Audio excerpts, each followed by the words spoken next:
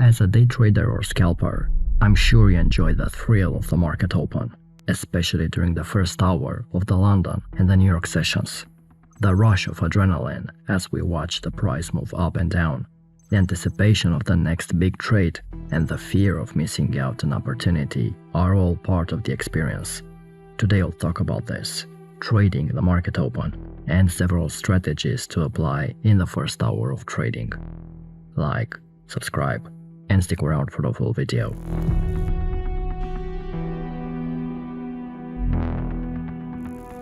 Your emotions and psychology play a critical role in how you approach the market during this critical time. The first hour of a trading session is known to be one of the most volatile periods of the trading day. This creates an intense activity and movement in the market, which can be both exciting and intimidating. One of the primary emotions that you may experience during the first hour of a trading session is fear. This fear can arise from a variety of sources, including the fear of missing out on a big trade, the fear of losing money, or the fear of being wrong. Another emotion that you may experience during the market open is greed. This can manifest itself in a variety of ways, including the desire to make a quick profit or the desire to take on more risk than is appropriate for your trading strategy. And if you allow greed to drive your decisions, you are more likely to make mistakes and take unnecessary risks.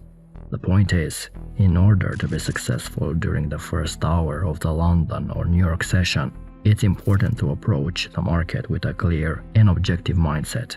This means setting aside your emotions and focusing on facts and data presented by the market.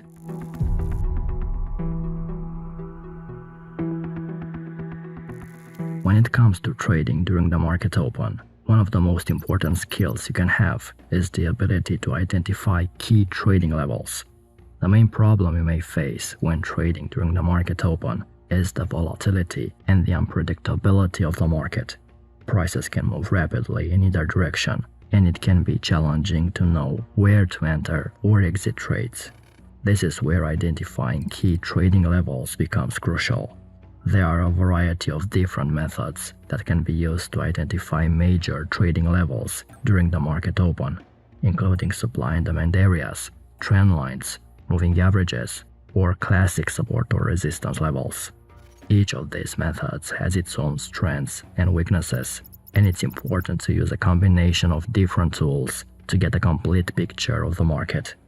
These tools can give you a good idea of where prices are likely to bounce or reverse during a market open.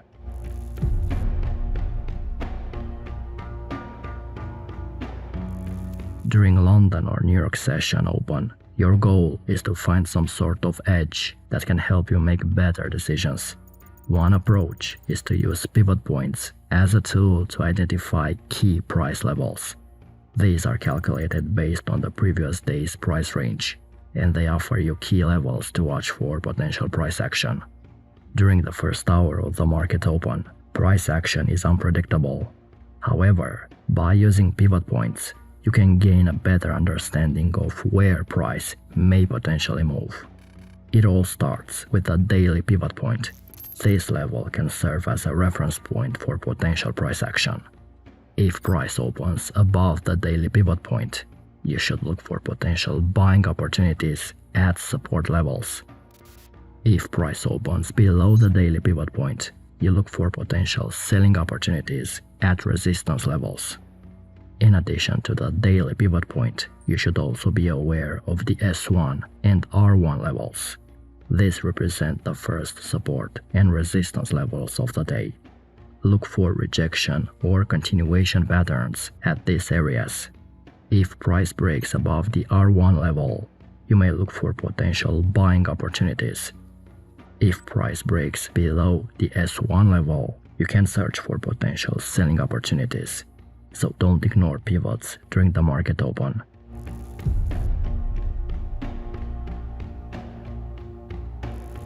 If you're trading indices or stocks, you'll often find gaps at the beginning of the session. Market gaps can be both exciting and intimidating. On one hand, they offer the potential for significant profit in a short amount of time. On the other hand, they can signal a change in the market direction and cause panic among traders. And it's important to have a strategy in place for trading based on these gaps. One simple strategy for trading gaps is to wait for the market to establish a direction after the gap has occurred. This means you don't rush and wait for a few minutes after the market open to see if the gap will continue or if the market will retrace back to fill the gap. If the gap continues and finds a key level, a pivot point maybe, you can look for opportunities to enter a trade in the direction of the gap. If the market retraces to fill the gap, you can look for opportunities when the gap is filled. When a gap occurs, it can create a new level of support or resistance that the market may test. By identifying these levels, you can enter trades in the direction of the gap or against it, depending on the market reaction to these levels.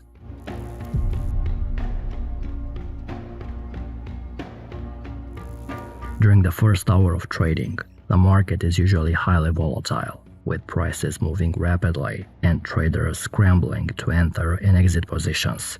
This is where volume can help you. When volume is high during the first hour of trading, it can be an indication that there is strong buying or selling pressure. This can confirm the direction of price movements. For example, if a market is experiencing a price increase during the first hour of trading and volume is high, it can be an indication that there is strong buying pressure in the market. This can be a sign of a strong uptrend. On the other hand, if the price is rising but the volume is decreasing, this could indicate that the trend is losing momentum and a reversal may be imminent. If the price is falling and the volume is increasing, this could indicate a strong downtrend, while a falling price with decreasing volume could signal a weakening trend. Another way to use volume to identify potential trades during the first hour of trading is through volume spikes. A volume spike is a sudden and significant increase in trading volume that can be an indication of a potential market move. In addition to volume analysis and volume spikes, you can also use volume indicators to help you confirm price movements during the first hour of trading.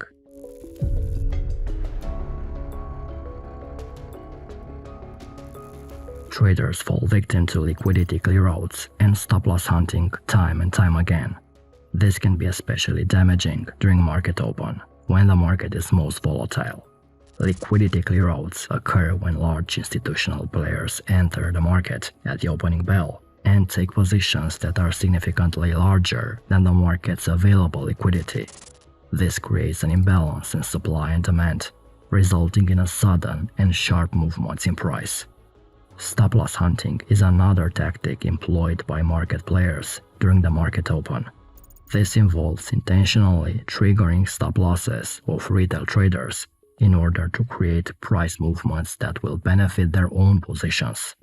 The key to protecting yourself from these practices is to have a solid understanding of market dynamics and to be prepared for sudden movements in price.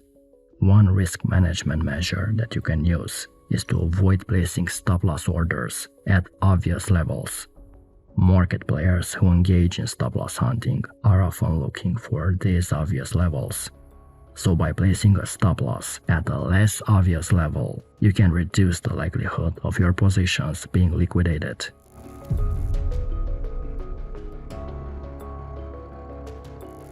One indicator that can be particularly useful during the market open is the opening range breakout indicator.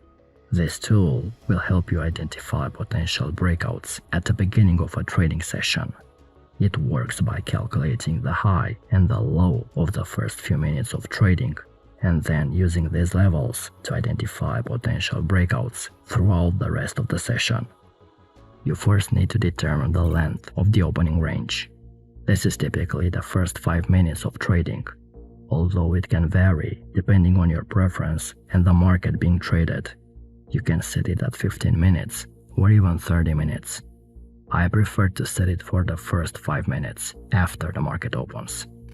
Once the opening range has been established, You can then use the high and the low of this range to identify potential breakouts throughout the rest of the trading session when price breaks above or below the high or low of the opening range. And of course, not all breakouts are created equal. Many breakouts may be false signals, and the price may quickly return inside the opening range. You need to be able to distinguish between genuine breakouts and false signals. And this is where your ability to read volume, to find confluence between key levels, to find liquidity clearouts, to read pivots will help you find a trade. My own preference is to watch for the opening range to develop and allow the other traders to fight against each other until one side wins. If price breaks above the high of the opening range, I wait for it to establish itself above or below the breakout level for several candles before entering. If the opening range holds, I may choose to enter a long position with the expectation that the price will continue to rise. If I see that price is breaking the upper range and then immediately returns inside the range and also breaks the other side, I may look to short the market if I see that the lower line of the range is acting as resistance. If you want to learn more about the opening range breakout, make sure you watch this video.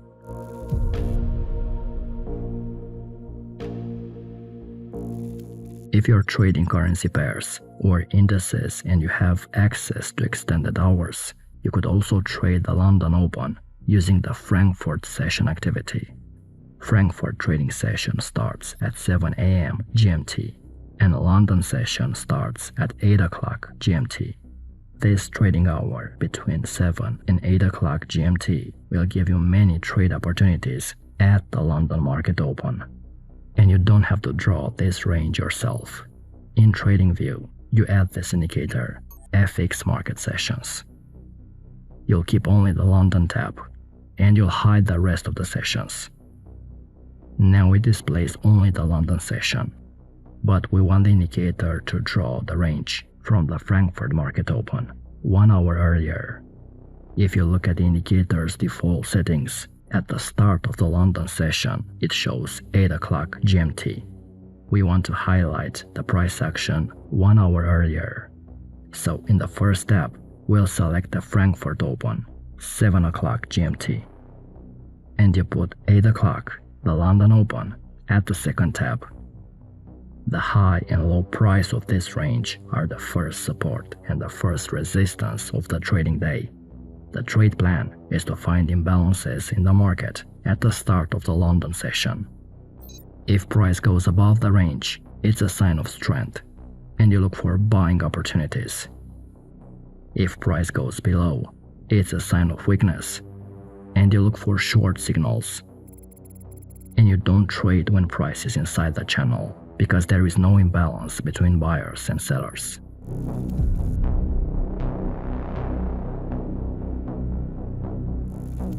If you want to trade the New York session, the same process. You want the indicator to draw the range prior to the New York Open. You'll keep only the New York tab, and you hide the rest of the sessions. And now it displays only the New York sessions. If you look at the default settings, at the start of the New York session, it shows 1 p.m. GMT. We want to highlight the price action 1 hour earlier. So in the first tab, we'll select 12 o'clock. And you select 1 p.m. GMT, the New York Open, at the second tab. And now you have the range prior to the US session. Again, you find imbalances between buyers and sellers above or below the channel, taking into account volume, pivots, liquidity traps, and so on. If you want to see an in-depth video about this strategy, you definitely must watch this video. And check out our Academy program if you want to further level up your trading. Until next time.